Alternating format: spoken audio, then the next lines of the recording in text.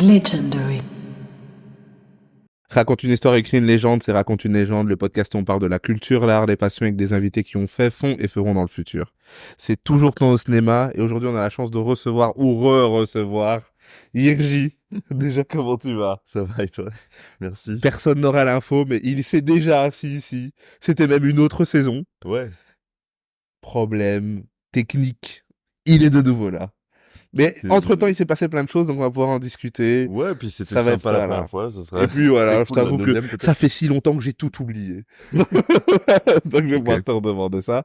Mais ma première question, parce que là on est donc le 29 juin 2024. Lundi, c'est Belgique ou France qui gagne? Oh là, waouh. Putain. Moi, je m'y connais pas en foot du tout, en vrai. Je veux juste tu prennes position. Hein. Et c'est vrai que je suis un Français qui vit à Bruxelles, donc la question est compliquée là. Mais il semblerait, d'après les analystes, que la France ait un tout petit peu plus de chance. Après, il me semble que les deux ont fait un peu le même début de compétition, si j'ai bien compris. Donc, Si Lukaku n'est pas hors jeu pour la 28e fois, ça peut passer pour la... Ouais, mais j'ai l'impression que la France est pas ouf. Cette Ouais, année non, non plus. franchement, pas ouf. Ouais. Pas ouf. C'est un bel euro dans le sens où il y a plein de matchs serrés, etc. Mais les grosses équipes, ils ont beaucoup d'hors-jeu ou beaucoup d'autogols. Surprenant. Ouais. Voilà. Toi, t'as suivi beaucoup depuis le début. Ah, je regarde. Franchement, c'est pas mal. Ouais. C'est un bel euro. Or, j'ai beaucoup suivi le foot dans ma vie avec mes frères. Là, moins. Et puis juste, je me suis mis devant l'euro. J'ai dit, oh, cette année, c'est bien. Là, il y a même un petit Que événement. les matchs de la France, c'était pas ouf. Je te cache pas, j'en ai pas passé un super moment. Mais ouais. Il y a que des actions hors foot. Oh, quoi, Ouais. il est blessé? Un masque? Ça, vraiment, c'est le masque. Ce qui nous a le plus intéressé, c'est le masque pour l'instant. Bon, on va parler de ce que tu fais. C'est de la musique. Ouais. T'es un artiste. On va le faire dans l'autre sens. Dernièrement, ici, t'as pu faire un botanique. Oh, ouais. Première partie d'Isaac. Ouais, j'ai eu de la chance. Moi, ma première question, c'est la première vraie scène que tu fais? C'était là, ouais, enfin, vraie scène dans Enfin, une salle ouais. de concert et tout, ouais. Et sinon, même de ma vie, c'était le deuxième concert que je donnais en vrai. Donc, C'était comment? bah, c'était impressionnant, de ouf. En vrai, c'était hyper chouette. J'ai eu une super expérience là-dedans et tout. Le public était hyper accueillant dans ce truc-là. Je pense que t'as des publics plus difficiles que celui que j'ai eu, quoi. Ouais. Donc c'était très très beau comme moment. Mais surtout c'était un peu comme je rêvais que ça pouvait être. Enfin, tu vois, j'avais projeté beaucoup ce que ça pouvait être de faire des concerts dans des vraies salles et tout. Et ça ressemblait beaucoup à ce que j'avais imaginé à ce moment-là en fait, c'est fou parce que t'as des mecs qui s'occupent vraiment de tout ce que tu vis quand tu fais des petits concerts. Tu vois, tous les bails de problèmes de balance, de problèmes de lumière, de machin et tout. Là, t'as un type par truc qui est ultra pro là-dedans et tout se fait sans que t'aies pensé à quoi que ce soit. Et c'est en plus hyper clean. Et c'est très agréable quand t'es artiste parce qu'en fait, les gens se l'imaginent pas forcément, mais quand tu joues sur scène, tu entends pas du tout ce que les gens entendent, eux. Ouais, entends à travers tes retours, et tes retours sont très très différents en général de ce que les gens entendent sur la façade en fait. Ok. Et du coup, C'est fort différent? bah c'est assez différent parce que si toi tu recevais toute la façade en fait, Oui, tu pourrais pas t'entendre de toute façon. Et puis je pense que ça crée des histoires de Larsen, tu vois, enfin le micro prendrait le son qui s'extrait du micro, donc ça ferait des... Mais je disais dans le sens, est-ce que c'est agréable quand même ce que t'entends? Ou tu vois, je me demande toujours, est-ce que les artistes, là, ce qu'ils entendent, c'est vraiment juste pour pouvoir chanter, rapper, peu importe? Ou est-ce qu'ils ont quand même un son agréable où ils ont l'impression de chanter au-dessus de quelque chose? Est-ce que c'est cool à entendre ou t'es vraiment, ah ok, c'est vraiment ça de mon son, juste pour que je puisse le faire, mais moi, je passe un moment pas ouf dans ce que j'entends, tu vois? Moi, je pense que je pense que ça dépend de ouf. Ouais. Ça dépend de ouf du niveau de matos que t'as, enfin, des équipes, tu vois. Je pense que des énormes artistes, ils sont trop bien Ok. calibrés, etc. Mais quand tu fais des petits concerts et tout, c'est très dur au début. Parce qu'en fait, même si les ingé sons et tout donnent le meilleur qu'ils peuvent et tout, c'est enfin, t'as pas de temps, tu fais des balances un peu à la va-vite, t'entends vite fait, sur le coup ça va, et puis quand t'es en concert et que t'as plein de gens dans une salle, ça sonne pas pareil. Forcément, le bruit change par rapport à la composition de la salle, etc. Et en fait, très vite, t'entends plus rien, quoi. C'est un enjeu à gérer tu sais, t'as des oreillettes, t'as des retours en bas, t'as des gros caissons de basse, de trucs, de machin et tout. Parfois, t'entends hyper fort la guitare du mec d'à côté de toi, mais les gens entendent ta voix, mais toi, t'entends pas ta propre voix, quoi. Ouais, enfin, ouais. c'est un, ouais. Ouais, c'est vrai Et que donc, c'est tellement agréable d'arriver dans une salle où tout est trop bien, direct, et ça sonne bien, tu vois. ouais. Il y a un truc où t'as l'impression que tout est fait pour que c'est l'air cool ce que tu fais, tu vois, finalement. T'as presque plus rien à faire, tu dois juste chanter, quoi. Donc c'était un bon moment. Ouais, c'était trop bien. Je te pose la question parce que bah on en a déjà parlé et tu m'en parles encore là tout de suite. T'es pas forcément un gars de la scène. Ça veut Non. dire dans le sens où c'est pas que ça te plaît pas, c'est même une expérience de ouf, Mm. mais c'est pas par ça que tu rentres dans la musique, c'est pas le truc que tu convoitais le jour où je me mets debout sur une planche et que tout le monde est là. Ouais, non. C'est pas forcément ça. Et donc je me demande comment tu le vis quand finalement bah t'arrives à ce genre de choses, qui est des super beaux événements, mais que toi peut-être ton processus préféré il est déjà passé depuis longtemps. Ce que t'as préféré faire c'était pas là. Tu vois. Ouais, de ouf. Bah, dans la musique particulièrement, en tout cas. Je Ouais. pense qu'après, la scène, ça m'a toujours impressionné quand j'étais enfant. Enfin, tu vois, il y avait un truc qui avait l'air chouette, qui était aussi flippant qu'attirant, tu vois. Enfin, une espèce d'entre-deux de genre, Ouais. ah, ça doit être... J'étais curieux, je pense, tu vois. Ok. J'étais pas sûr d'avoir envie de ça, mais j'étais curieux de, tiens, qu'est-ce que ça doit faire d'être devant tous ces gens, de faire, je sais pas, un spectacle, de l'humour, de faire de la musique, de faire des trucs comme ça. Et et du coup, je pense qu'il y avait quand même une attirance, enfin, tu vois, me présenter comme un vrai rat de studio qui ne veut pas sortir de chez lui, ce serait un peu malhonnête de ma part parce qu'il y avait quand même une curiosité du truc, tu vois. Ouais. Mais c'est vrai que ça a pas été le premier truc qui m'a fait tomber amoureux de la musique. Ce qui m'a fait beaucoup tomber amoureux de la musique, et je crois qu'on en avait parlé à l'époque, c'était les clips, beaucoup, tu vois. Bah, d'ailleurs, je parle de ça pour en venir au fait de, pour ceux qui ne le savent pas, et beaucoup de gens ne le savent pas, comment t'arrives à la musique? Comment est-ce que tu t'arrives à faire de la musique? Moi, C'est quoi ton cheminement? Qu'est-ce qui fait dans ta vie que, voilà, il y a une histoire de visuel et puis voilà. Mais ouais. est-ce que tu peux expliquer comment est-ce que t'es arrivé à faire de la musique? Bah c'est marrant, c'est assez tardif. Justement, il y a un lien avec les clips. À cette période-là, enfin quand j'ai commencé à écrire mes premiers textes et tout, j'étais adolescent et je devais avoir 16, 17 ans et tout. Je faisais beaucoup de clips. À l'époque, j'étais un peu le gars de l'équipe de mes potes qui sait vite fait utiliser une caméra et qui en a une, quoi. Même, tu vois. Enfin, on m'appelait pour aider sur des clips et des trucs, mais pas forcément parce que j'étais super bon, mais parce que j'étais là, quoi. Tu vois, genre. Donc voilà, j'avais une place. Et donc je commençais un peu à traîner avec des potes de d'Aulnay-sous-Bois à l'époque, qui faisaient beaucoup de rap et tout, qui commençaient à se lancer là-dedans. Et donc je les voyais en studio, enfin je voyais en fait un peu dans quoi ils baignaient, quoi. Et ça m'excitait un peu, je pense, parce que je commençais à écouter du rap aussi à ce moment-là. Il y avait un truc de genre tu sais, c'est la première fois que je commençais à adhérer à un art Ok. et qu'en même temps je voyais des gens qui en faisaient, tu vois, enfin Ouais. que c'était pas juste un truc à la télé, genre que c'était possible, tu vois, de le faire soi-même et tout. Et du coup, j'étais curieux en vrai. Je pense que en plus il y a un truc compétitif là-dedans qui fait que je me disais ouais, si j'écris, est-ce que je peux pas un peu niquer tout le monde et tout, tu vois. Demain J'avais 14 envie. heures. Non mais ouais. Qui a son meilleur texte? Ouais, j'avais un Ouais. peu envie de participer à la compète, quoi. Il y avait Ouais. un truc là-dedans et tout, donc j'ai commencé à écrire comme ça en vrai au début en me disant genre tiens, est-ce que je peux faire mieux ou pas, tu vois, que mes potes, quoi, en gros. Et quand tu tombes, quand tu tombes amoureux du rap, tu commences à Ouais. écouter du rap, t'écoutes quoi comme rap? Bon, c'est archi cliché. À l'époque, c'est vraiment le moment où Nekfeu est au top, tu vois. Donc, mais même eux, en fait, tous mes potes en banlieue écoutent ça. Enfin, genre, tout le monde saigne ça. Et après, tous les dérivés qui sont bah, les potes de cette équipe-là et tout. Mais tu vois, Ouais. c'est un peu un 995 qui est ultra central. Et bon, t'as les gens qui sont potes avec eux, les gens qui sont pas Ouais. potes, mais tous tournent autour de ce truc-là, quoi. L'entourage. Tu vois, vraiment. Un peu, quoi. Enfin, il y a quand même toute une génération qui est un peu, sans méchanceté, dépassée aujourd'hui. Tu vois, on pense plus tellement à eux quand on parle de rap nécessairement. Ouais, ça dépend quand même. Il y en a quand même qui sont très Non, actifs. mais c'est pas pour les enterrer Ah justement, tu ouais, vois. Mais c'est ouais. un truc de Non, genre, mais effectivement, le rap c'est émancipé de ça. Mais il y par a un, rapport à l'aura qu'ils avaient à ce moment-là, c'est vrai que ça reste quand même, après c'est forcément dans des trucs aussi grands, ouais, c'est comme Mafia Café, comme tout, et au final il en restera deux, trois ouais, qui vont faire quelque chose, mais c'est vrai que par rapport à avant, c'est vrai que tout le monde pouvait faire quelque chose dans ce groupe. On a l'impression que ouais, de ouf. ça pouvait fonctionner pour n'importe qui, Ouais, c'était n'importe là, quoi. quoi. C'est vrai, c'est vrai. C'était là que ça se passait et tout. Et donc j'ai découvert un peu tout ce que j'écoutais comme ça, tu vois, un peu comme. Mais c'est marrant en fait, j'ai encore la même chose avec la littérature maintenant, tu vois.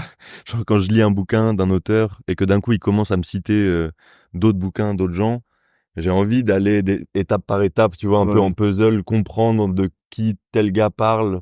J'aime bien avancer de vraiment pas par pas, tu vois, d'avoir le truc de genre, ah, c'est qui lui dont il a parlé, et d'aller voir. Ok. Et je pense que dans la musique, c'était un peu pareil, quoi. D'un coup, il y avait un feat avec un gars que je trouvais trop fort, et il feat avec un gars que je connais pas, et je découvre toute la carrière du gars que je connais pas, et je me la bouffe, et avant de passer à autre chose, tu vois. Il y avait une curiosité vraiment étape par étape comme ça. Est-ce qu'il y a encore, est-ce que par exemple, aujourd'hui, t'écoutes encore des sons d'artistes que t'écoutais quand t'étais plus petit? Parce qu'on parle typiquement de 1995, La Tourelle, etc. Est-ce qu'aujourd'hui, bah, je sais pas, t'écoutes toujours des albums de Nekfeu? Est-ce que t'écoutes, je sais pas, Dean Burbigo, peu importe. Est-ce que t'écoutes des gens? Bah, assez rarement. En vrai, je suis toujours curieux de voir ce que deviennent ces mecs-là. Ouais. En vrai. Donc, je regarde, tu vois. Je suis pas toujours fan de ouf, mais j'écoute un peu d'une oreille ce qu'ils deviennent, parce que c'est quand même, bah, tu citais Dean Burbigo et tout. C'est des gars qui ont ressorti des trucs plus tard, quoi, encore récemment, et qui ont été assez bien accueillis, en fait. Ouais. Mais c'est vrai que je pense que c'est pas tellement parce que ces mecs-là sont dépassés ou quoi, c'est plus que moi-même, ma porte d'entrée vers la musique, ça a été le rap. Et j'ai quitté un peu le rap, tu vois. Enfin, je me suis intéressé beaucoup à la pop. Il a rendu son badge. J'ai fini le rap. Montrez-moi autre chose, j'ai terminé le rap. Non, mais tu vois, non, pas du tout. Enfin, il y a plein de choses à découvrir et tout. Je connais très peu le rap US. J'ai beaucoup écouté le rap francophone à l'époque, et je pense que ça a été une grosse porte d'entrée vers l'idée d'écrire des textes et l'apprentissage de comment est-ce que tu construis un texte, un peu, tu vois. Ouais. Mais en fait, c'était surtout une grosse porte d'entrée vers la musique, quoi. En fait, ça a été un truc où après ça, je me suis rendu compte que même les rappeurs que j'adorais n'étaient pas inspirés que par des rappeurs, et ils écoutaient d'autres trucs aussi. Et plus je suis sorti de ça, plus je me suis dit, mais en fait, j'ai beaucoup d'amour pour le rap, mais c'est peut-être pas mon terrain de prédilection. Après, t'as même un peu évolué comme le rap, c'est-à-dire que ben à cette époque-là, le rap c'est l'école de New York, etc. Ouais. Puis le rap lui-même évolue vers, c'est encore du rap. Ouais. Enfin, tu vois, c'est ouais. voilà, ce qui a tiens collé, il peut venir. Qu'est-ce qu'il fait? C'est un peu hybride, etc. Jusqu'au c'est comme les cycles, tu vois, genre le rap c'est devenu un peu musique urbaine, tu vois. Et maintenant, t'as un peu ce retour du rap, tu vois. Il y a de nouveau cette place pour les Dean Burbigo, les Alpha One, c'est de nouveau très Freeze Corleone appuyant. Il y a le retour du on veut à l'ancienne la discipline, mais il y a toutes ces phases. C'est vrai que le rap a été une porte d'accès pour beaucoup d'autres sons parce qu'il s'est mélangé à tout. À un moment donné, c'est juste devenu musique urbaine. Et donc, t'écoutais d'autres choses, quoi. Mais en fait, c'est en ça que je renie pas du tout le rap, parce que je crois que c'est le rap qui m'a éduqué aux autres musiques. C'est vrai, vraiment. C'est le rap qui m'a amené aux autres musiques en me prenant par la main avec des carrières de gars qui se sont éloignés de ce qu'on avait de plus classique dans le rap et tout. Des DC's et tout, ils sont arrivés ultra rap à l'époque. Ouais. Et tu vois la carrière qu'il a maintenant, je la trouve tout aussi intéressante. Voire je suis peut-être plus attaché au DC's de maintenant que le DC's d'avant. Ouais. Et pourtant, il reste des vestiges de ce qu'on appelle du rap, mais ça s'est mélangé. C'est beaucoup plus dur de voir où sont les limites du truc. Je pense qu'il y a des gens qui considéreraient que c'est de la pop maintenant, et je sais pas si lui-même en a quelque chose à foutre. Enfin, tu vois, ça se mélange, quoi. C'est vrai que c'est un mélange. Et qu'est-ce qui a fait que, voilà, là on est pour comment t'as commencé à penser à écrire des textes. Ouais. Ok, je suppose que tu as posé ton premier son. Coup de cœur pour le processus de faire un son. Qu'est-ce qui te fait rester là-dedans? Parce que voilà, ça aurait pu être un délire avec les potes, quoi. Non, en vrai, le premier son. Non, en vrai. Non, mais c'est rare, en vrai. C'est comme la plupart des premières fois, mais finalement, c'est rarement une expérience de ouf tout de suite, quoi. Moi, mon premier son, c'est un souvenir assez drôle, mais je l'ai fait du coup à Aulnay-sous-Bois. Enfin, la première fois, c'est même pas mon premier son, je sais pas si c'est mon premier texte, mais c'est la première fois que je rentre dans une cabine et qu'il y a un micro pour m'enregistrer et que j'enregistre, tu vois, un truc. Et je vais à Aulnay-sous-Bois, je suis avec mes potes et tout. On fait une session dans un studio qui est au fond d'un jardin, qui est construit en cagette de bois un peu. Enfin, tu vois, genre c'est un cabanon, quoi. Tu vois, c'est pas une vraie salle et tout, c'est genre un truc au fond du jardin. Et il y a le RER qui passe juste derrière, donc le studio il tremble pendant qu'on fait de la musique et tout. Mais vraiment, quand je dis derrière, c'est genre le train, je pense, il passe derrière le mur. Tu vois, t'as genre le micro, le mur et le train il passe comme ça. Et donc c'est un peu schlag et tout. Mon gros souvenir de l'époque, c'est le courage que ça demande de, tu sais, t'as écrit un truc, tu te dis que c'est cool, mais d'un coup, là, tu vas le faire et tout le monde va entendre en direct, tu vois. Ouais, ça C'est pas juste le son fini, c'est genre, tu pardonne fais une pas. prise nulle, tout le monde l'entend, tu vois. Ouais. Et du coup, il y a un truc comme ça de genre, d'un coup, un petit stress qui monte que j'avais pas ressenti avant. Je fais évidemment un truc pourri, mais à l'époque, on est tous pas hyper forts, donc mes potes sont là trop bien et tout, et moi, je suis là, ok, tu sais, je sais pas très bien Ouais. ce que ça vaut et tout. Et par contre, horrible, l'ingé son de l'époque, je me rappelle, l'envoi sur mon adresse mail, qui était à l'époque, parce que j'étais assez jeune, je devais avoir 16 ou 17 ans, un truc comme ça, lié à celle de ma mère, parce que j'étais sur l'ordi de ma mère et tout. Et ma mère, je rentre, et elle me dit, j'ai écouté. Oh, la violence. Ouais, Ah vraiment. non, la Je crois que violence. c'est le dernier truc que je voulais, tu vois, de possible, tu vois. Ouais. J'ai vu ça, j'étais là genre, oh non, et tout. Et voilà. Et du coup, après, j'ai pas refait de son pendant longtemps. Et elle en a pensé quoi? Bah, elle m'a dit c'est chouette et tout, mais je crois qu'elle était curieuse. Enfin, Ouais. elle avait pas de notion non plus de rap Non. et tout. Elle connaissait rien là-dedans et du coup, elle se disait tiens, il fait ça avec ses potes, c'est bizarre. Mais c'est une honte. J'espère que ce son n'existe plus et qu'il est pas sur des clés USB secrètes. Mais t'as plus fait de son. Qu'est-ce qui t'a fait refaire du son? Mais en fait, j'ai continué d'écrire, mais je suis pas trop retourné en studio. Tu vois, Ok. il y avait ce truc-là de Ok, genre... ça t'a plu d'écrire. Ouais, en Ça fait, t'a kiffé de faire. l'écriture me plaisait Ok. et j'enregistrais beaucoup sur mon téléphone, un peu pas forcément freestyle et tout, mais un peu à la schlag avec une prod qui tourne sur mon ordi derrière et Ouais. moi j'enregistre quand ma mère n'est pas là justement pour qu'elle l'entende pas, tu vois. Et ça me plaisait toujours d'écrire. J'ai commencé à avoir beaucoup de rencontres de beatmakers. Ça m'a beaucoup fait avancer dans ce truc-là. Où j'ai plein de potes d'enfance, parfois complètement par hasard. On était d'abord potes avant de faire de la musique. Et j'ai finalement eu de la chance là-dedans. C'est-à-dire que j'ai été très entouré de gens qui composaient. Moi, c'était pas trop mon truc, en vrai. J'avais fait un peu de musique quand j'étais plus jeune, mais c'était pas dingue et j'ai très vite arrêté, quoi. Et j'étais un peu le seul gars dans mes groupes de potes qui écrivait. Ok. Donc ça a clipsé trop bien parce que tu vois, ces gens-là étaient trop curieux d'avoir des gens qui posent sur leur prod justement. Ouais. Et moi j'avais trop besoin. Enfin, besoin, il y avait toute l'époque des type beats sur internet et tout, mais je préférais bosser sur des prods où tu te dis qu'elles sont 100% à toi parce que c'est ton pote qui l'a fait. Enfin, quand vous fabriquez un truc et que tu te dis genre là on l'a fait de nos mains de A à Z, tu vois, c'est plus Ta prod, marrant ma quoi. voix, quel duo. Ouais, de ouf. Ouais, un peu, non mais tu vois, il y a je pense qu'il y a une petite jouissance qui vient de là, de se dire ah ouais là c'est nous quoi. Ouais, et puis Genre même la on a tout progression, c'est fait. beaucoup plus facile de se dire, vas-y, moi, j'essaie de devenir super chaud en prod, et toi en texte, Ouais. et viens, on fait tout, tu vois. Et je t'ai fait une prod, et toi, tu Il y a fais, ouais. tu vois, il y a ce truc de, Il y a une manière de s'engrainer comme ça un peu et de se tirer Ouais. des deux côtés parce que effectivement on sait pas très bien comment l'autre peut débloquer des trucs mais on donne notre avis sur un truc qu'on fait pas, tu vois. Ouais, Donc on c'est est un vrai. peu en mode genre ah moi je sais pas mais en fait c'est drôle hein, c'est mes potes beatmakers et tout, Nel avec qui j'ai grandi, avec qui j'ai fait mon dernier EP et tout. Enfin, je dis grandi, mais parce qu'on se connaît depuis qu'on était en 6e ensemble, donc on avait 11 ans, un truc comme ça, et on se connaît toujours aujourd'hui, donc Ouais. et on fait encore de la musique aujourd'hui. Mais mais ce type-là, alors que lui a pas vraiment essayé beaucoup d'écrire et de poser sa voix sur des morceaux et tout, je pense qu'il m'a fait à l'époque parmi les remarques les plus pertinentes pour des jeunes qui commencent à écrire et qui commencent à Ok. poser, tu vois. Où il me disait des trucs avec des mots effectivement pas de pro, tu vois, mais on était en train de chercher ce qu'on faisait et tout. Et je me rappelle très bien qu'à une époque, il me disait ouais, là c'est bizarre parce que c'est ta voix et tout, mais on dirait que t'imites une voix d'un mec. On dirait que t'imites la voix d'un mec qui rappe, Ouais. tu sais, genre on dirait que tu joues un truc que j'arrive pas à comprendre, genre je reconnais ta voix mais c'est pas toi, tu vois. Ouais, ok. Et ce truc-là, il est très bizarre, mais en fait, c'est un des passages par lesquels quasiment tout le monde passe Ah, le quand mimétisme. t'es dans un truc de représentativité, T'as de trop écouté de sons, ouais, et même, tu te rends pas compte, mais quand t'aimes bien, ça, tu sonnes comme, tu termines certains mots comme, de ouf. parce que t'es trop influencé, Ouais, ouais, c'est normal, quoi. ouais, de fou.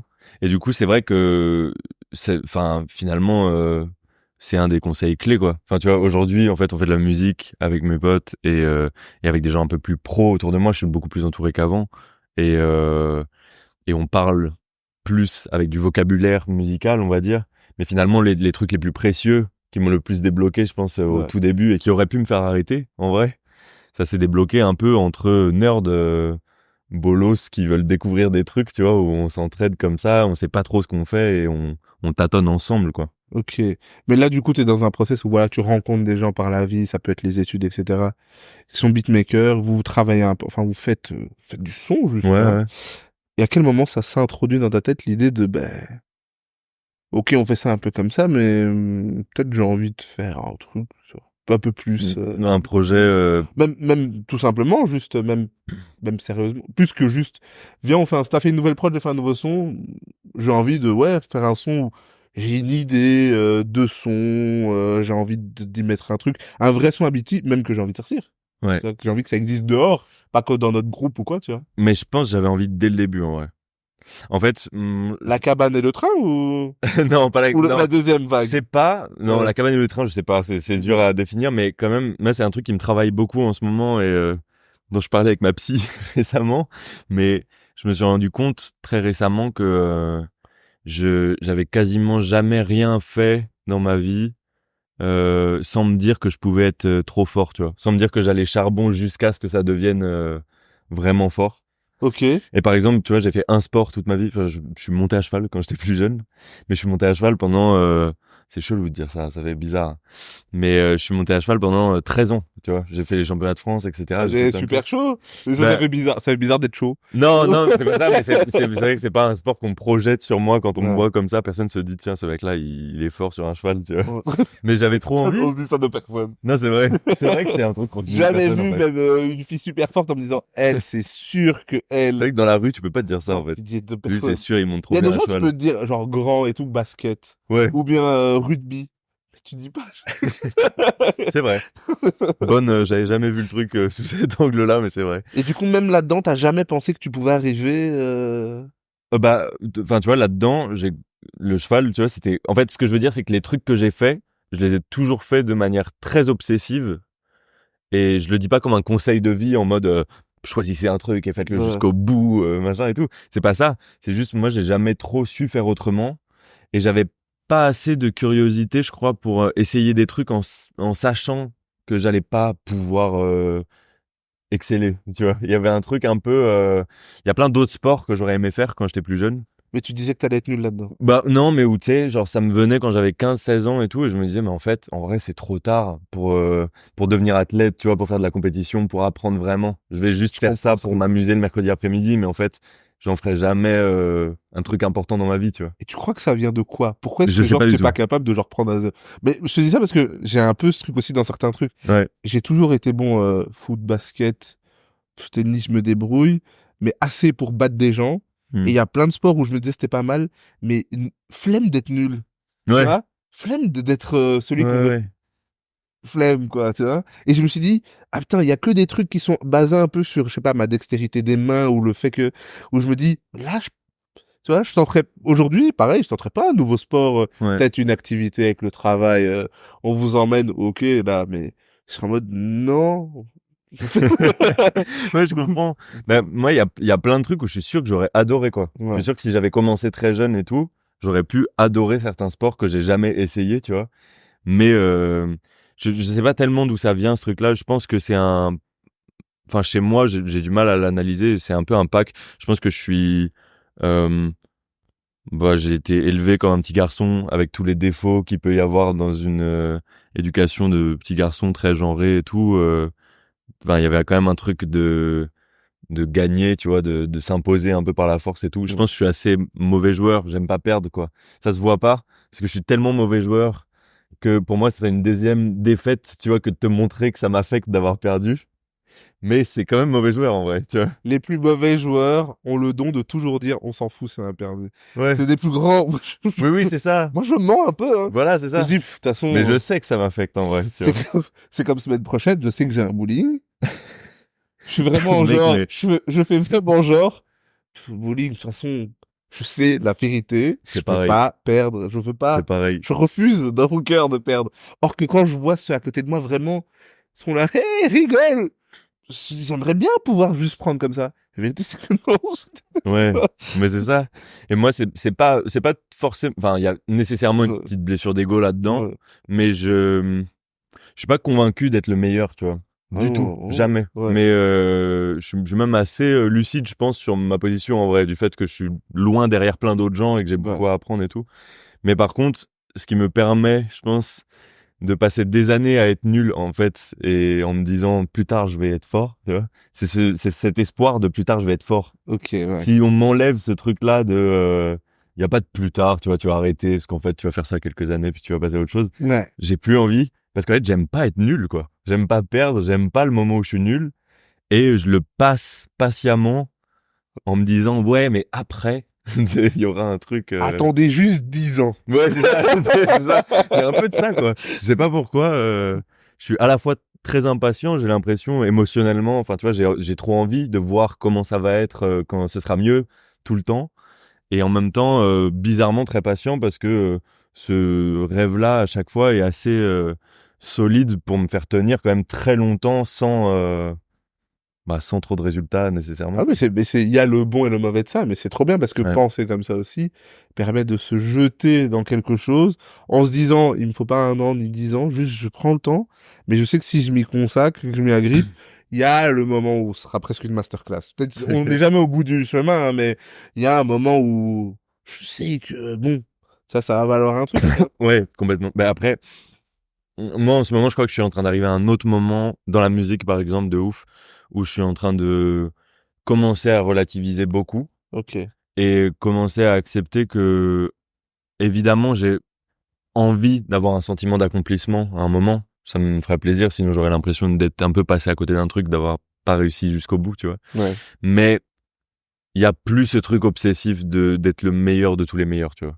Il y a vraiment un truc de là, je suis là, genre, en vrai, si j'arrive à avoir 2, 3 ans de ma vie où mon travail, c'est de faire des concerts, c'est incroyable déjà. Tu vois, je suis ravi. Si j'arrive à avoir un public qui se déplace pour venir me voir, j'ai pas besoin d'avoir le plus gros public de Ouais. France. J'ai pas besoin que les mecs, les puristes qui se battent, ils disent ouais, mais lui, il est beaucoup plus fort, machin et tout.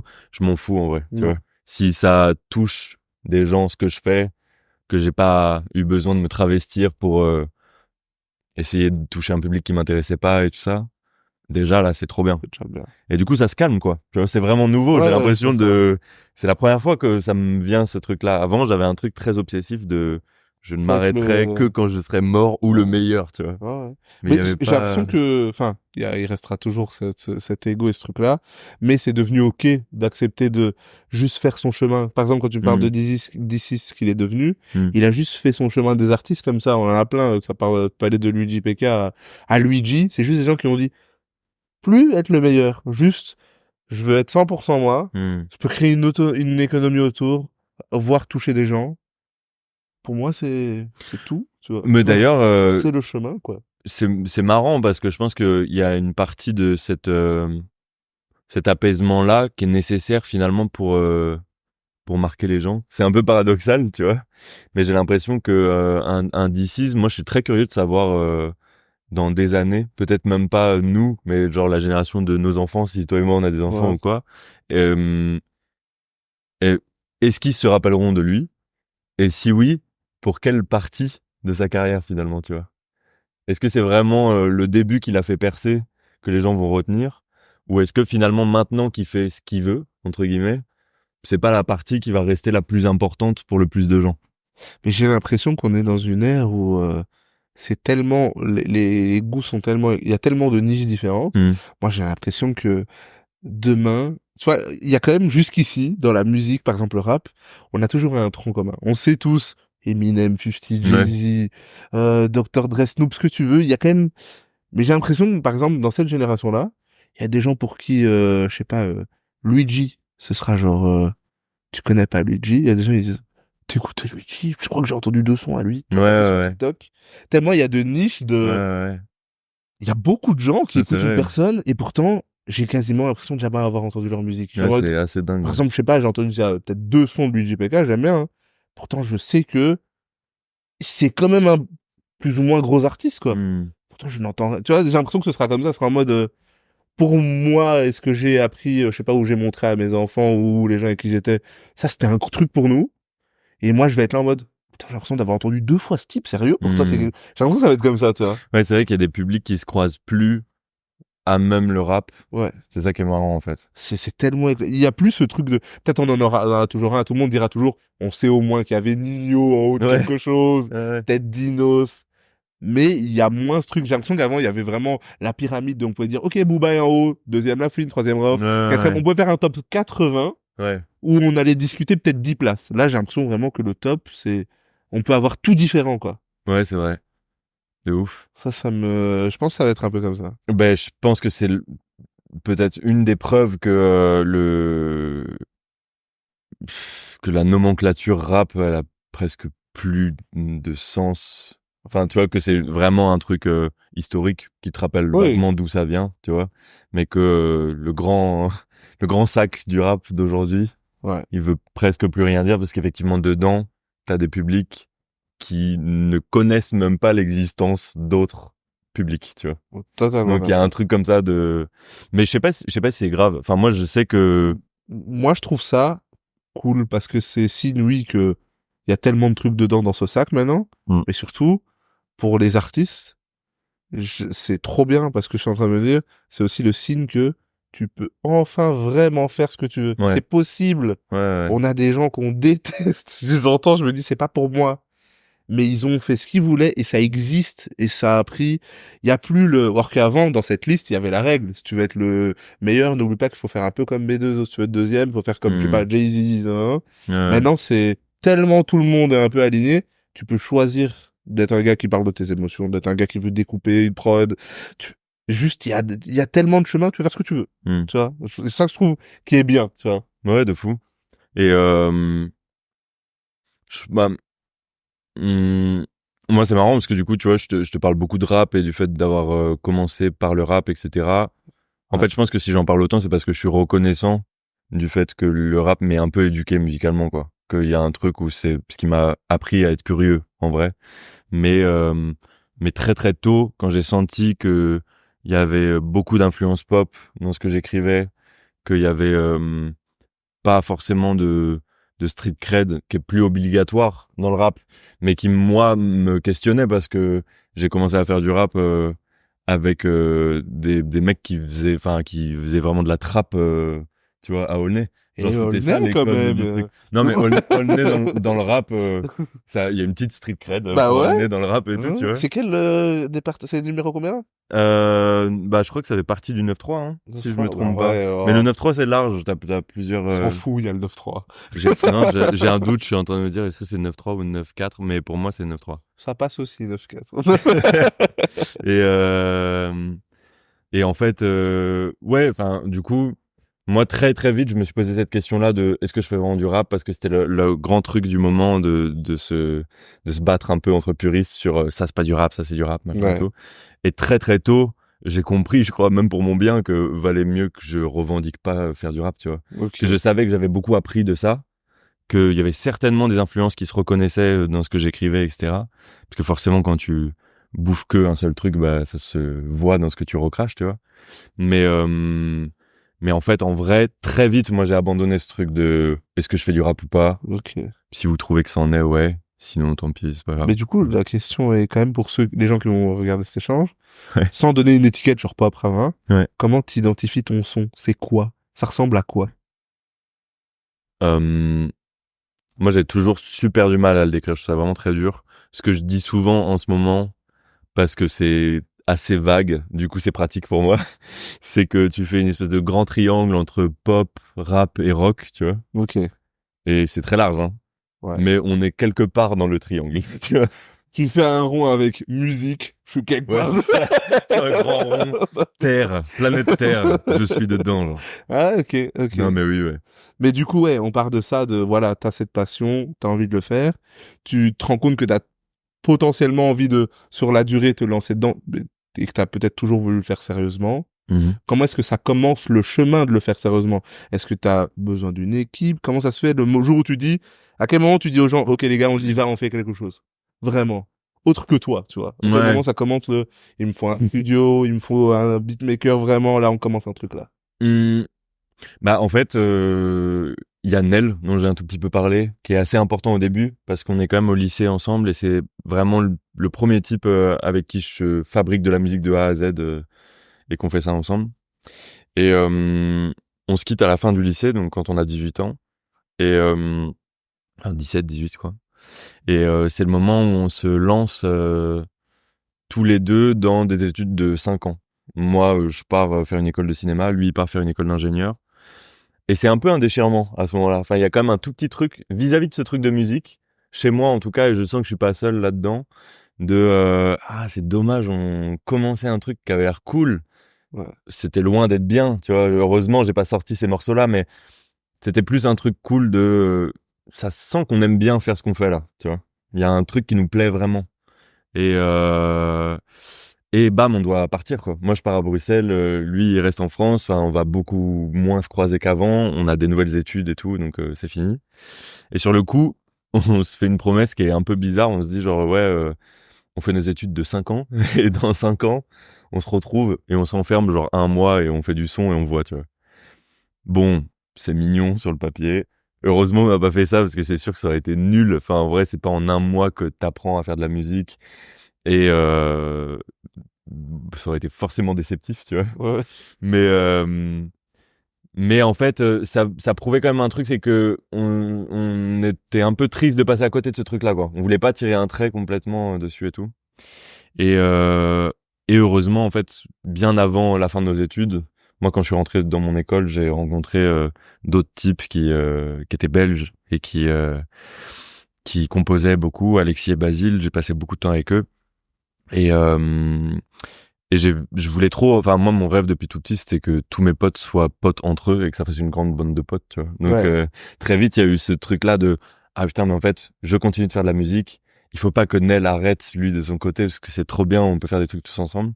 Et du coup très vite on s'est retrouvés en fait pendant les grandes vacances etc. Il y avait un truc qui est devenu assez traditionnel de faire une résidence, de ramener des enceintes dans les bagages, dans les valises et tout, et d'installer un studio avec des matelas et des trucs, et de faire des résidences très très tôt, avant même que ce soit en vrai un peu la mode des Ok, résidences où ouais. on voit tous les rappeurs faire ça aux US, machin et tout. Je pense que ça se faisait beaucoup, mais c'était moins médiatisé, ce Oui. truc-là, parce que ça s'est toujours fait en vrai dans la musique. Mais nous, c'était assez évident, c'était pas pour faire comme, tu vois. Il y avait juste un truc de genre, Je faut montre trop mes que les tous gens se ensemble. rencontrent Ouais. et on va aller à un endroit pour qu'on se rencontre tous. Et donc ça, c'est devenu un peu une tradition. On l'a fait tous les ans. Donc les gens que je connaissais à Paris, avec qui je faisais de la musique, ont beaucoup connecté avec les gens que je connaissais à Bruxelles. Les nouvelles têtes qui sont rajoutées à ces groupes-là aussi. Et du coup, il y a un truc qui a continué en fait. En dessous de nos études, il y a un truc qui a continué, qui continuait de prendre autant de place. Et on composait toujours beaucoup, j'écrivais toujours beaucoup. Et quand je suis sorti des études, c'était assez naturel. Enfin, je savais un peu réaliser en plus. On avait des notions de technique, on savait un peu comment faire des clips, tu vois.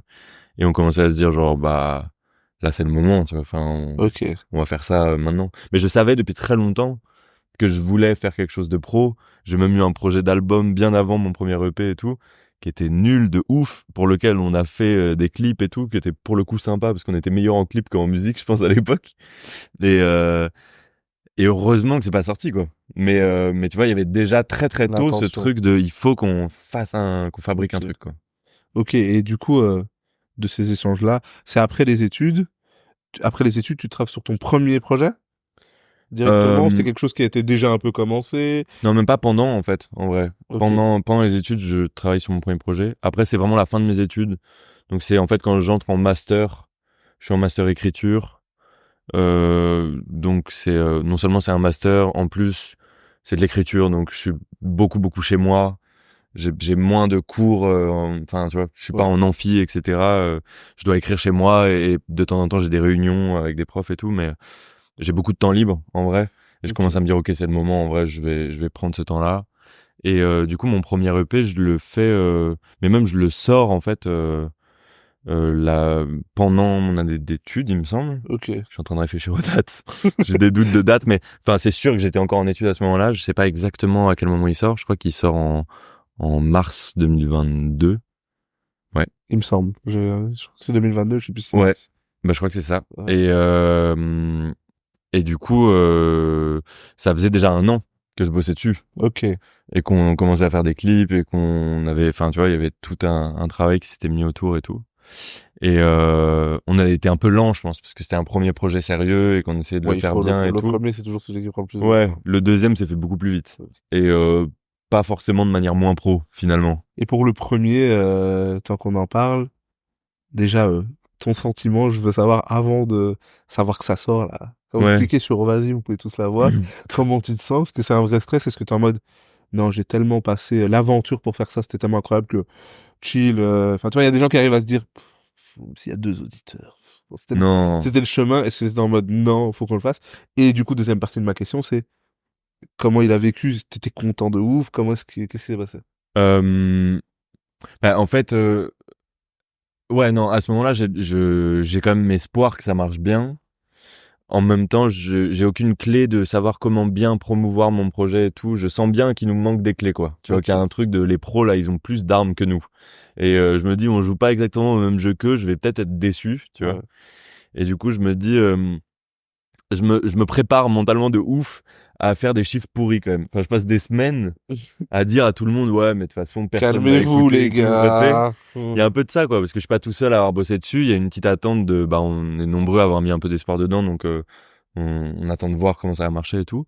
Et je pense que je suis le plus pessimiste dans le truc, enfin, à être un peu en mode, je pense que ça va être très peu écouté. Si j'arrive à faire 1000 écoutes par morceau, c'est trop bien et tout. C'était vraiment ça que j'espérais, quoi. Et en fait, du coup, je suis stressé. Le moment de sortie, le moment en question que tu demandais, le fameux bouton vas-y, je vous l'envoie, qui n'existe pas en vrai. Mais j'aurais bien aimé, ça aurait été trop marrant qu'il y ait un gros bouton rouge. Je fais 3, 2, 1, let's go. Mais ce moment-là, il est marrant parce qu'en fait, il est hyper stressant, encore aujourd'hui.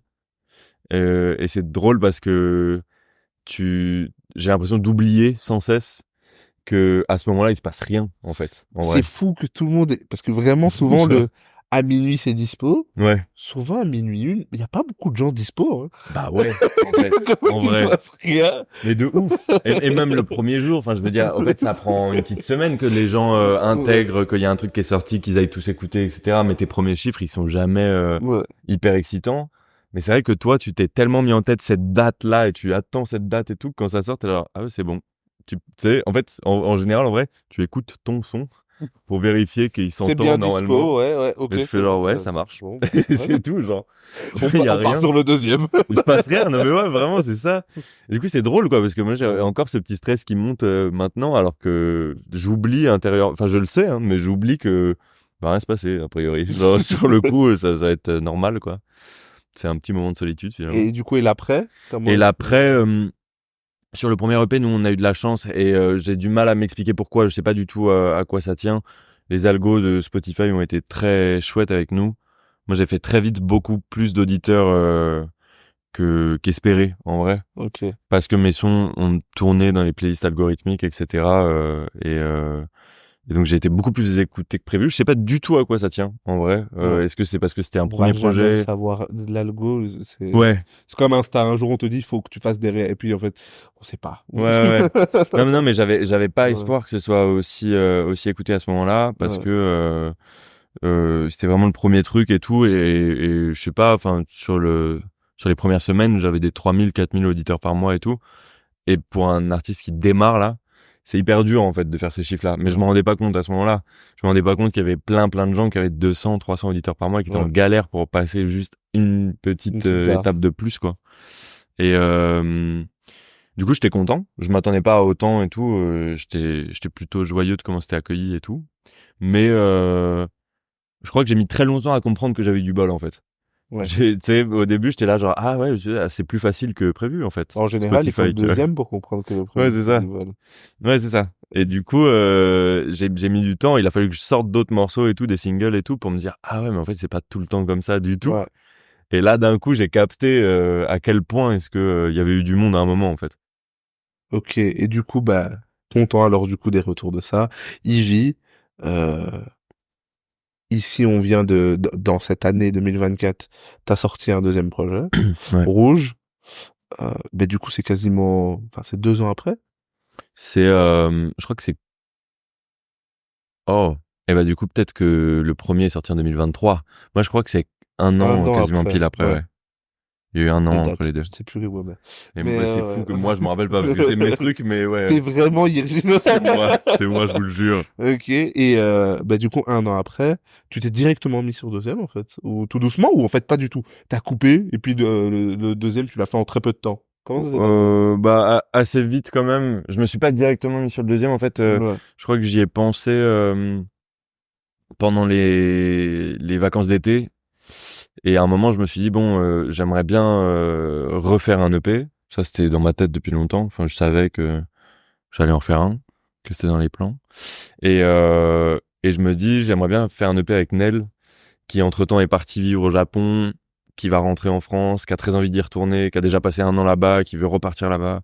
Donc je me dis, on va le perdre. Il faut absolument que je l'attrape pendant que je l'ai encore sous la main, quoi. Et, euh, et donc on se met d'accord pour faire ça. Et en fait, c'est marrant parce que ça s'est passé quasiment au moment où j'y pense, tu vois. Enfin, c'est-à-dire que au moment où j'y pense, c'est les vacances d'été. Et sur le coup, je fais mon petit calcul comme ça et je me dis, en fait, si je veux sortir un EP, c'est vers février-mars, cette période-là. Faut que je le fasse maintenant, en fait. Tu vois. bon, bah je suis là. Donc le moment où l'idée me vient, je contacte très vite Nel, je lui fais bon, en fait, t'es chaud et tout. Et il me dit ouais. Et du coup, on arrive en septembre, juste à la fin des vacances, et je fais ok, je vais prendre des trains, quoi. Enfin, je commence à prendre des Ouais. trains et Oui, tout, parce et que tu l'as en France. ouais, c'est ça. Ouais. Bah, je l'ai fait en France avec lui. Ouais. Il était question qu'il vienne à un moment et tout, mais il avait la fin de ses études qu'il avait pas terminé et tout. Et donc, je commence à aller beaucoup en France, mais un peu coup de tête sur le coup, quoi. Enfin, un peu, ok, ça va se faire maintenant. Mais c'était prévu beaucoup moins à l'avance. J'ai beaucoup moins fait de tri. Tu vois, Ouais. enfin, il y a eu beaucoup moins ce truc. Le premier EP, il y avait une crainte, je pense, de faire un truc pas au niveau et tout. Et il y a des trucs qui sont peut-être pas au niveau d'ailleurs dedans, mais c'est normal, tout vieillit finalement. Ouais.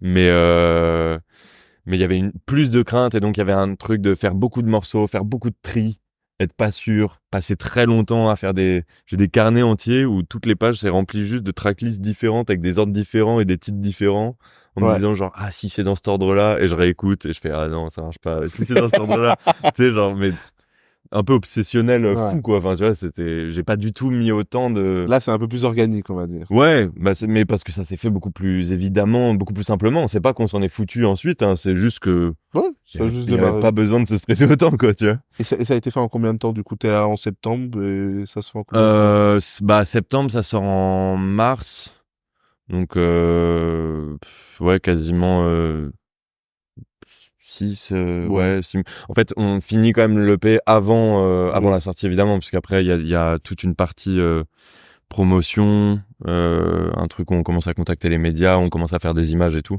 Ouais. donc je pense qu'en vrai de vrai les maquettes et tout elles étaient finies enfin la confirmation de la tracklist en 5-6 mois on avait terminé après il y a eu des phases de mix des phases de mastering des phases de fignolage quoi. Et toi, comment tu l'as vécu, ce deuxième EP, dans le sens où, on en parlait, quand tu sors le premier, il y a personne qui t'attend, il y a rien, il y a pas d'auditeur, enfin voilà, tu vas sortir quelque chose. Et là, t'es sur un deuxième projet, qui se fait rapidement, un peu organique, mais Ouais. cette fois-ci, enfin, avant de le sortir, ben, il va y avoir des gens qui vont se dire, bon, qu'est-ce qu'il va nous sortir cette fois-ci? Tu vois? Ouais, Et c'est là, vrai. comment ça se passe, du coup, pour toi, cette expérience de se dire, ok, on est sur le deuxième, à la fin, là, on est sur le deuxième, on va le sortir, Bah, ok, quoi.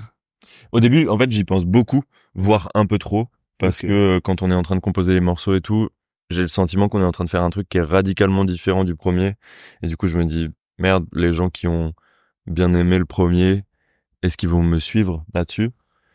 Et justement, la belle leçon que ça m'a appris, c'est que personne t'attend et tout le monde s'en fout. En vrai. Il y avait vraiment un truc de genre, c'est pas que tout le monde s'en fout radicalement, mais tu vois, personne n'attend rien de toi quoi. Quand tu sors un truc, soit les gens aiment bien, ils sont contents, ils écoutent, soit ils aiment pas, ils t'oublient. En vrai, la plupart C'est du ça. temps, tu vois. Si t'es pas une giga resta que tout le monde attend depuis des années, en fait, c'est ça qui se passe. Et du coup, je pense que je me suis un peu trop pris la tête à ce moment-là.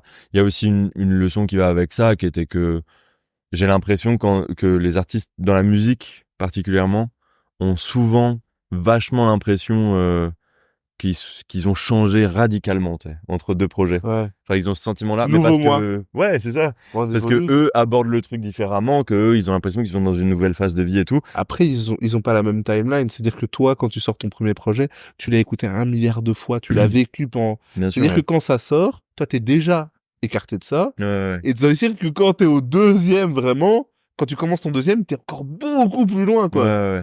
C'est-à-dire que c'est normal, même avant de commencer ton deuxième, si t'écoutes un son du 1, tu dis, waouh, ça fait 2 ans. Ah bah Tu ouais, vois complètement, ouais. Moi, j'ai l'impression que ça date, Ouais. mais d'une puissance folle, je pense. Mais et c'est marrant parce que je redécouvre ça un peu en jouant sur scène en ce moment. Donc en plus, je Ouais. rejoue des sons que moi-même j'avais pas écoutés depuis hyper longtemps.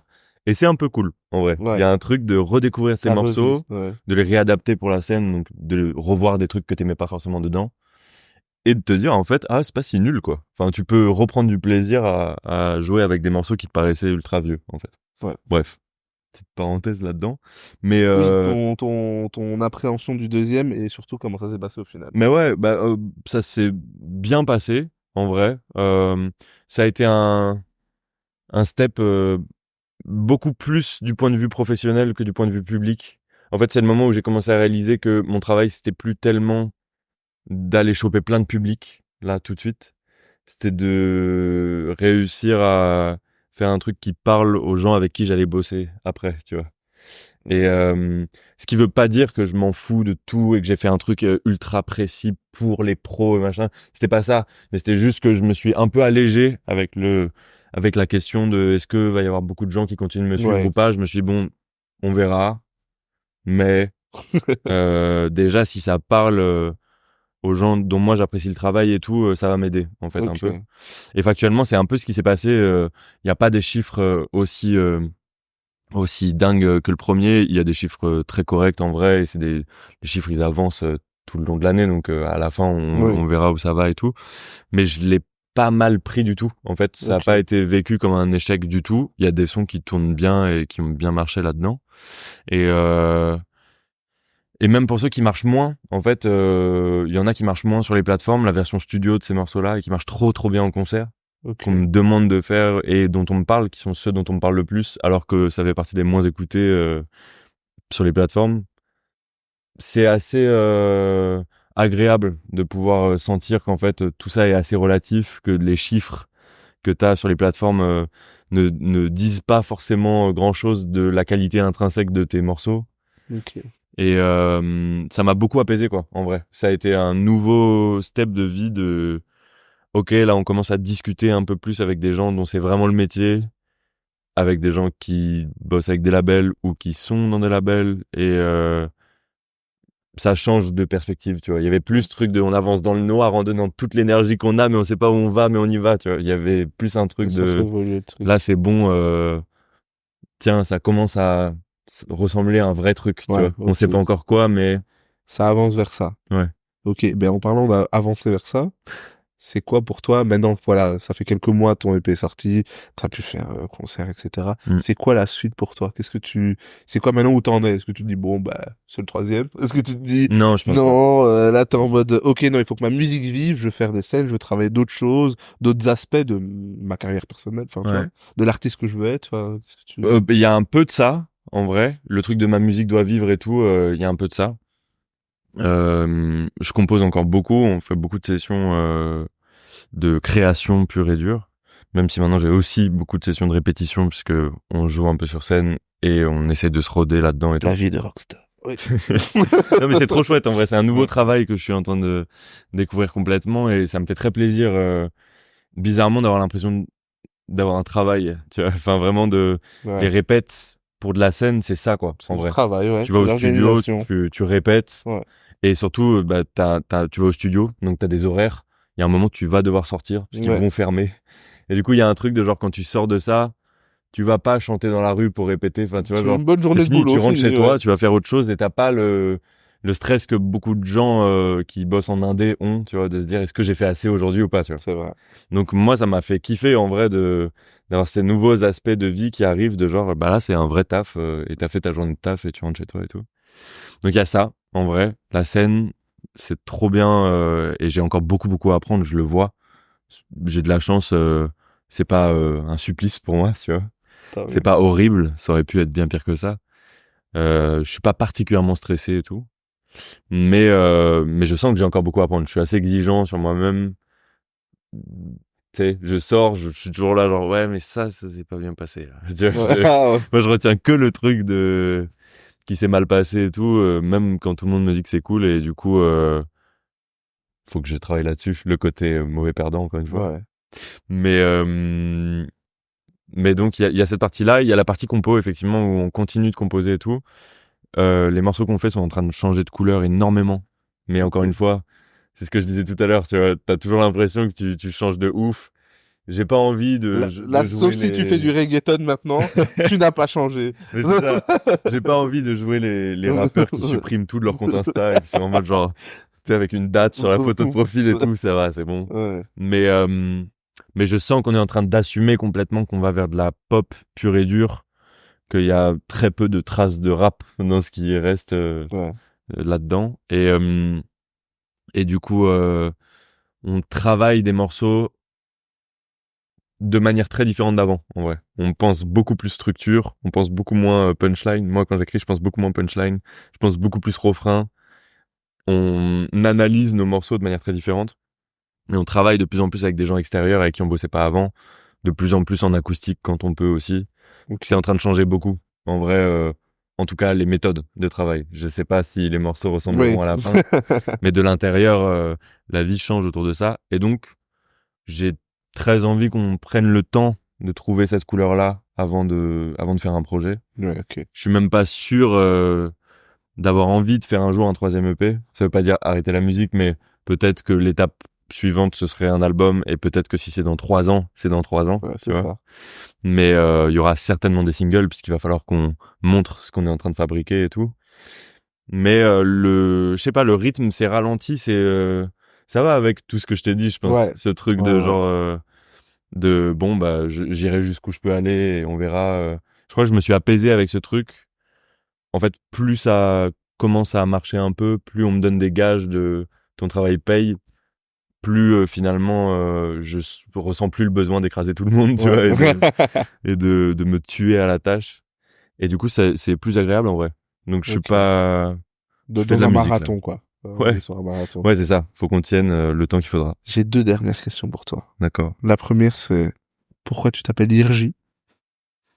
C'est ton prénom? Tu veux qu'on appelle ma mère Non, c'est en ton prénom. direct? Oui, mais Ouais, c'est mon prénom. oui, mais j'ai pas encore croisé d'autres Irgi. Non, c'est vrai, on n'est pas nombreux. Je crois que je suis seul, je sais pas trop, mais tu sais, à l'époque, il y avait des vieux sites où tu pouvais chercher combien de telle personne qui s'appelle comme ça y a-t-il en France et machin et tout. Et le site m'avait sorti genre il y en a 2 et j'ai jamais trouvé l'autre. Tu vois, sur les réseaux, je cherchais sur tous les réseaux genre mais en fait, c'est un prénom tchèque. Ok. J'ai pas de famille tchèque et tout, mais ma mère elle a beaucoup voyagé quand elle était plus jeune et elle était très touchée par ce pays-là et elle avait rencontré beaucoup de gens là-bas qu'elle aimait beaucoup. Et c'est un prénom tchèque qui s'écrit pas pareil là-bas parce qu'ils ont pas le même alphabet. Du coup, elle l'a transformé en phonétique, quoi. Ça se dit comme ça chez les Tchèques, mais ça s'écrit pas comme ça. Et donc, j'ai effectivement jamais croisé personne qui s'appelait comme moi parce que... T'avais un nom d'artiste tout fait. Ouais, bah, elle le savait pas, mais pour le référencement, c'est incroyable. Incroyable. Et ça veut dire elle quelque m'a chose? Sauvé. En fait, c'est un équivalent de Georges, en vrai, tu vois. C'est fou. Ouais, genre d'aller chez un gars, t'appelles comment Georges? Bah pareil, Irgi. Ouais, non, c'est vrai. Mais en fait, t'as plein de les déclinations de Georges. Si tu passes par les déclinaisons des autres pays et tout, ça commence à ressembler très vite à Irgi. En fait, Georges, ça va de Georges à Yorgé, à Yorgos, à Irgi et même Yuri. Yuri, c'est en russe, tu vois. Ouais, en fait, c'est la même chose, encore une fois. Ouais. Ok. Et ma dernière question, c'est école de cinéma, etc., etc.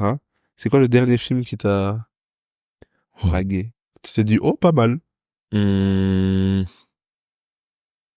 T'as quand même un truc pour l'image, donc je me demande c'est quoi les derniers trucs qui, ça peut être autour du scénario aussi, forcément, mais qui est la combinaison de deux où tu t'es dit, oh, ce que je vois là. Bon, faut savoir, je vais plus beaucoup au cinéma. Je suis en train d'abandonner un peu ce médium-là. Je l'aime beaucoup, mais il y a un truc assez curieux, c'est que quand j'ai pas l'impression de participer, d'avoir envie d'apporter quelque chose à un milieu, en fait, en vrai, je m'y intéresse moins. Enfin, il y a forcément un truc où je me décale, tu vois.